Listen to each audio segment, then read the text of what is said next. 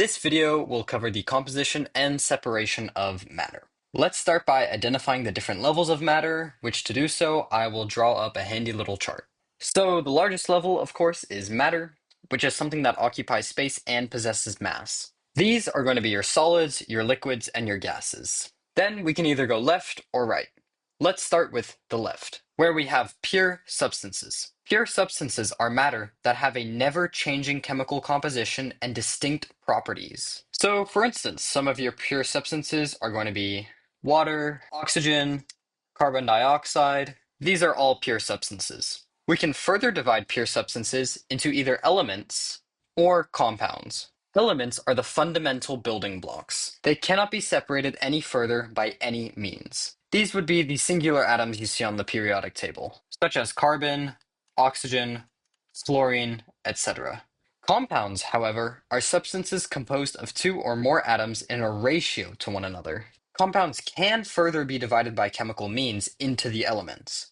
Compounds would be carbon monoxide, table salt, water. You get the basic gist. On the right side of our chart are our mixtures. Mixtures are matter consisting of two or more pure substances that, when mixed, still have their individual identities and can be separated by physical means. So, important to note, mixtures can be separated by physical means, whereas compounds can only be separated by chemical means. Mixtures can further be divided into two subgroups, homogeneous and heterogeneous. Homogeneous mixtures are those that are uniform throughout. This just means that if you looked at one part of the mixture, you would find the exact same stuff in another part of the mixture. Homogeneous mixtures include salt water, steel, and brass.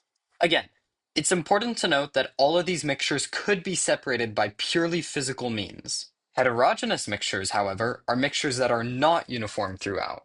These would include mixtures such as salad, vegetable oil and water. So this handy chart will show you matter and how it can be further divided into different groups. Lastly, let's talk the ways in which we can separate matter that has been mixed with one another. The only thing you really need to know for this is that mixtures can be separated with physical means, whereas compounds need to be separated via chemical means. Let's just take a look at some of the most common of these methods, both physical and chemical. Distillation, separating mixtures by boiling point. Filtration, separating mixtures by particle size. Evaporation, allowing one liquid to evaporate to leave solids behind. And chromatography, separating mixtures by polarity, are all physical means of separating mixtures. Electrolysis, removing a hydrogen atom from water, and decomposition, forcing a chemical reaction to break apart a compound, are all chemical methods of separating compounds. So to summarize, matter can be either pure or a mixture. Pure substances have fixed compositions and include elements and compounds.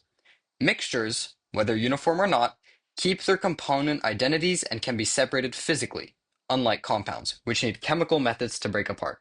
And that's truly all you need to know for the composition and separation of matter. Thank you for watching.